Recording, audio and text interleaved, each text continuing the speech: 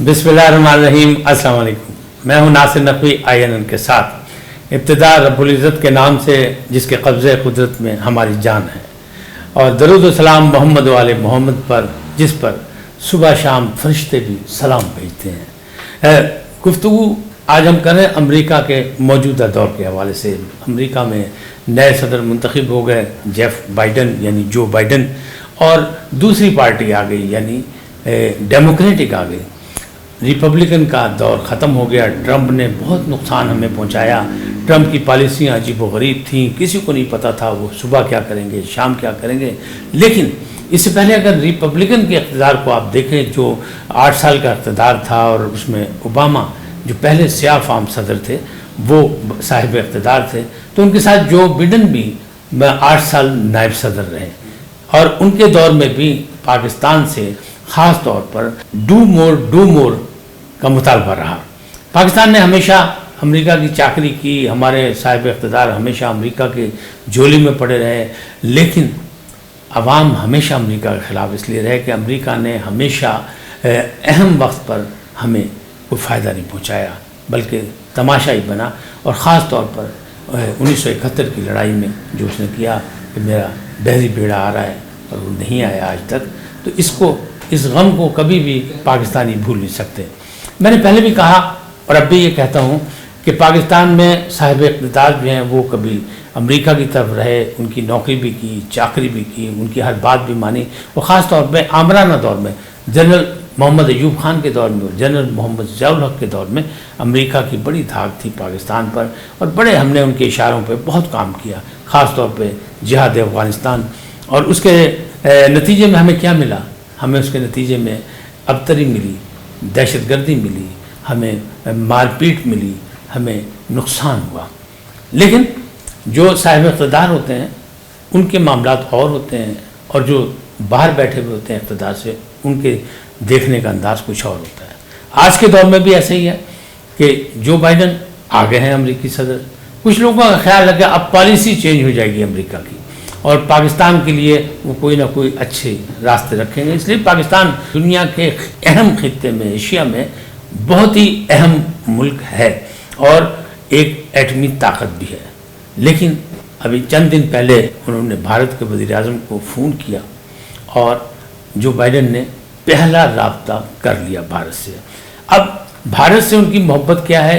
वो मोहब्बत सिर्फ असला फरोशी की है या अपने मुफादात की है, क्योंकि उनके यहाँ आबादी बहुत ज़्यादा है और पूरी दुनिया के लोग जो हैं उनकी इन्वेस्टमेंट वहाँ पड़ी है। चाहे वहाँ अभी भी गुर्बत मौजूद है, वहाँ अभी भी सेहत के मामलात ख़राब हैं, अभी भी वहाँ की आवाम यानी जनता जो है वो जनता पार्टी के इक़्तिदार में जो है वो परेशान है, परेशान हाल है। वहाँ मुख्तलिफ़ रियासतों में जो है लड़की की तहरीकें चल रही हैं, लेकिन इसके बावजूद अमेरिका बहादुर जो है उनका झुकाव थोड़ा सा उधर है। हम अल्हम्दुलिल्लाह एक दरीना और पुराने दोस्त के साथ खड़े हैं, उसका नाम है अवामी जमहूरियत चीन।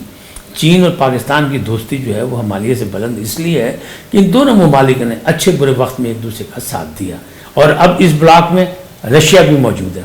हालांकि रशिया जो है उसको नेस्तो नाबूद जब करने की कोशिश की, उसको टुकड़े करने की कोशिश की, तो हमने अमेरिका बहादुर की नौकरी और चाकरी में की थी, और हमने उसमें साथ निभाया था और हमने उनका साथ दिया था।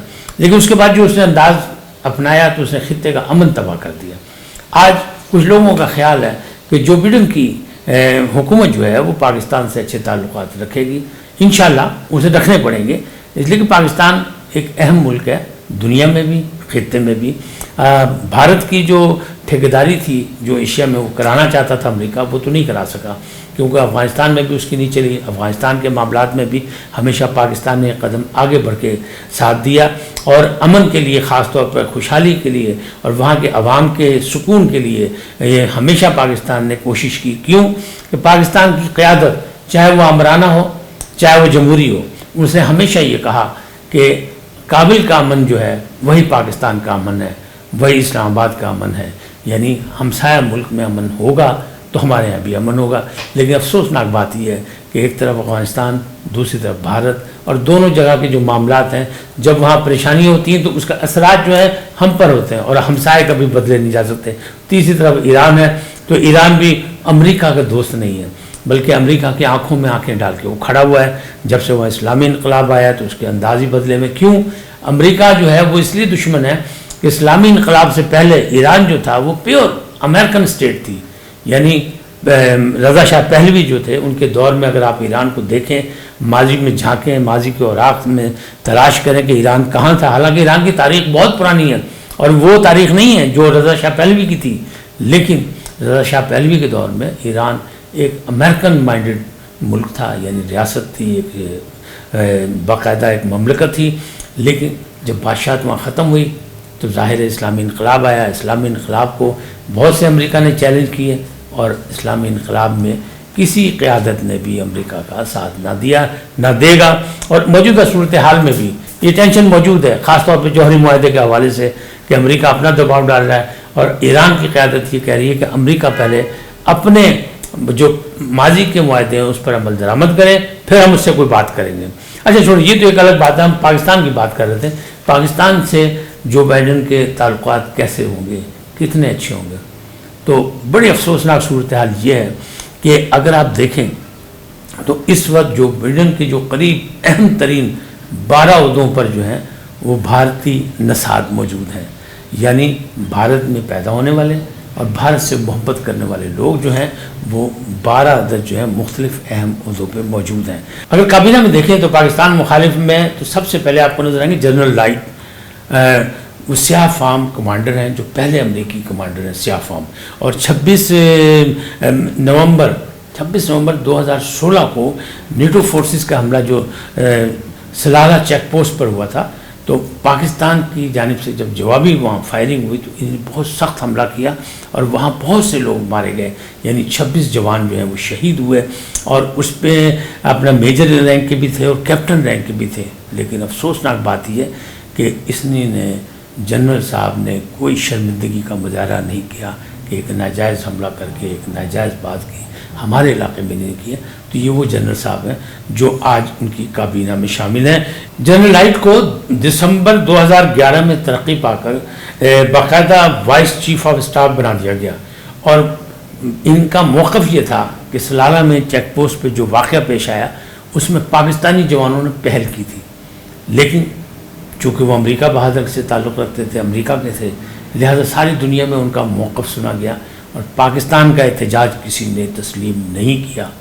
ہاں، ہیلری کلنٹن اس وقت جو وزیر تھی، ان کی وزیر خارجہ، انہوں نے بالکل ڈھیلی ڈھالی ایک چھوٹی سی معذرت کی اور اس کے علاوہ کچھ نہیں ہوا. اچھا، اسی سلسلے میں جب پشاور میں عمران خان جو کہ اپوزیشن میں تھے، انہیں دھرنا دیا اور نیٹو سپلائی جو ہے وہ روک دی تھی. اس موقع پر بھی جنرل لائٹ نے باقاعدہ ناراضگی کا اظہار کیا اور وہ عمران خان سے بھی ناراض رہے. جنرل لائٹ نے عمران خان کے جو امریکن دوست تھے ان سے شکوہ کیا. لیکن آج وہی جنرل لائٹ وزیر دفاع ہیں امریکہ کے، تو ان سے پاکستان کے لیے کوئی اچھی خبر حاصل کرنا بڑا مشکل کام ہے. آگے چلتے ہیں تو پھر ہم دیکھتے ہیں ایورل ہینز CIA کی تاریخ کی پہلی ڈپٹی ڈائریکٹر تھی، اوباما کی نیشنل سیکورٹی ایڈوائزر. اور جب ریمن ڈیوس کا معاملہ ہوا لاہور میں اور اس نے 2 افراد کو مار دیا تھا تو اس میں بھی یہ برابر کی شریک تھیں، اس سے بھی یہ واقف ہیں اور سارا معاملہ جو ہے ان کی موجودگی یا ان کی انفارمیشن کے مطابق طے پایا. آج وہ جس عہدے پہ ہیں وہ نیشنل انٹیلیجنس ڈائریکٹر ہیں. اور پھر 2 مئی 2011 کو جو ڈرامہ ایبٹ آباد میں رچایا گیا، یعنی وہ اسامہ کی ہلاکت کا، ہم تو اسے ڈرامہ کہیں گے، وہ کہتے ہیں کہ ہم نے اسامہ مارا، لیکن اصل حقیقت یہی ہے کہ وہاں کے جتنے بھی ہماری صحافی برادری ہے، میں نے ایک کا انٹرویو کیا، وہاں کے لوگوں سے ملاقات کی، تو اس میں ان کا ایسا واقعہ نہیں ہوا. صرف یہ تھا کہ اس کے بیوی بچے یہاں تھے اور یہاں روپوش تھے. وہ ڈاکٹر آفریدی نے اس کی اطلاع دی کہ یہاں اسامہ ہے اور اس کے بعد یہ آپریشن ہوا. یہ سب ڈرامہ تھا. لیکن یہ ڈرامہ جو تھا وہ اوباما نے باقاعدہ اپنے وائٹ ہاؤس کے اندر بیٹھ کے یہ پورا آپریشن دیکھا تھا. اس آپریشن کو انتھونی نام کے بندے نے، جس نے مطلب یہ اس نظارہ دکھانے کا انتظام کیا تھا، وہ بھی آج ڈپٹی نیشنل سیکورٹی ایڈوائزر ہے، یعنی ڈپٹی سیکرٹری اسٹیٹ. آج وہ وزیر خارجہ بن چکے ہیں. تو اب ان سے بھی اچھی امید رکھنا پاکستان کے لیے بڑی عجیب سی بات ہے. میمو اسکینڈل میمون سکینڈل میں بھی جو معاملات ہوئے اس میں بھی آج جو ہے حسین حقانی جو ہیں وہ پاکستان کے خلاف ریسرچ پیپر تیار کر کے ان کو دے رہے ہیں، اور جو بائیڈن کے ارد گرد نظر آ رہے ہیں، آگے پیچھے بھاگتے دوڑتے نظر آ رہے ہیں۔ امریکہ کی تاریخ میں تارکین وطن خاتون کملا ہیرسن پہلی بار نائب صدر بنی ہے۔ تو یہ کون ہے؟ یہ بھی بھارتی نژاد ہے، لیکن ان کی جو والدہ ہیں جو ہیں وہ ایک بھارتی سفیر جو امریکہ میں سفیر تھے ان کی بیٹی ہیں، یعنی ان کا بھی بڑا اہم تعلق ہے امریکہ سے۔ اور جھکاؤ جو ہوگا وہ کدھر ہوگا؟ یقیناً بھارت کی طرف ہی ہوگا، پاکستان کی طرف نہیں۔ پاکستان کے لیے ان سے بھی کسی اچھی خبر کی امید نہیں۔ اچھا، اب اگر دیکھا جائے تو ایک اور ہے نیرا ٹینڈن، وہ وائٹ ہاؤس کی جو مینجمنٹ اور بجٹ کی جو ڈائریکٹر ہیں، یعنی وہ بھی ایک بڑی اہم پوسٹ پر موجود ہیں۔ اس کے علاوہ جو میں نے بات کی تھی کہ بھارتی اہم عہدوں پہ موجود ہیں، تو ایک ہے ڈاکٹر رودک مورتی، سرجن جنرل ہیں، ونیتا گپتا ایسوسیٹ اٹارنی جنرل ہیں، ایشا شاہ وائٹ ہاؤس کی ڈیجیٹل آفیسر ہیں، گوتم راگھون صدر کے دفتر میں ڈپٹی ڈائریکٹر ہیں، بھارت راما مورتی ڈپٹی ڈائریکٹر اکنامک کونسل ہیں، وینے ریڈی صدر کا اسپیچ رائٹر ہے، تھرن چھابڑا نیشنل سیکورٹی کا سینئر ڈائریکٹر، اسی طرح Sabrina Singh deputy press secretary ہیں۔ اب یہ معاملات جو ہیں، یہ ساری چیزیں جو ہیں، ایک جمہوریت اور ہیومن رائٹ کی کوآرڈینیٹر ہیں شانتی، یہ 12 لوگ ہیں جو بھارت کے خاص ہیں، بھارت سے میں پیدا ہوئے، بھارت میں پروان چڑھے، بھارت سے بڑے ہو کر اور تربیت یافتہ ہو کے یہ امریکہ پہنچے، اور امریکہ میں اس وقت صدارتی محل کے یعنی وائٹ ہاؤس کے میں موجود ہیں یا اس کے ارد گرد موجود ہیں۔ ایسی صورتحال میں پاکستان کے لیے جو بائیڈن سے کوئی اچھی توقعات رکھنا وہ اچھی نہیں ہے۔ پاکستان کو آزاد پالیسی رکھنی ہے، جیسی پالیسی اس کی خارجہ پالیسی ہے۔ پاکستان جو ہے وہ امن پسند ملک ہے، پاکستان دوستی کا خواہاں ہے، پاکستان کو مثبت نتائج حاصل کرنے ہیں، لہٰذا ایک آزاد مملکت کی حیثیت سے پاکستان نے اپنی راہیں خود نکالنی ہیں، اور الحمدللہ پاکستان کے پشت پر عوامی جمہوریہ چین کا تعاون موجود ہے، سرپرستی موجود ہے، اور الحمدللہ اسے آگے بڑھنے کی صلاحیتیں بھی موجود ہیں۔ لہذا گھبرانے کی بات نہیں ہے، جو بائیڈن ہو یا وہاں پھر کل کوئی اور آ جائے 4 سال کے بعد، تب بھی پاکستان اور امریکہ کے تعلقات جو ہیں اس میں اتار چڑھاؤ آتا رہتا ہے۔ جہاں امریکہ کی مرضی ہوگی، جہاں اس کے مفادات ہوں گے، وہ پاکستان سے دوستی کرنے کی کوشش کرے گا، وہ مختلف قرضے دینے کی کوشش کرے گا، وہ مختلف پیشکش کرے گا، اور جہاں اسے پتہ لگے گا کہ پاکستان مستحکم ہونے لگا ہے، پاکستان کو کوئی فائدہ ہو جائے گا، وہ ہاتھ کھینچے گا، پھر ہمیں ڈو مور کا نعرہ لگائے گا اور بھارت کی طرف پینگیں بڑھائے گا، لیکن بھارت میں بھی اب اس کی دال نہیں گلے گی۔ آج اتنا ہی، پھر ملیں گے۔ آپ سلامت رہیں، میرے چینل کو سبسکرائب کریں اور لائک کریں، اپنی رائے دیں تاکہ ہمیں بھی پتہ لگے کہ آپ ہمیں کس انداز میں دیکھ رہے ہیں۔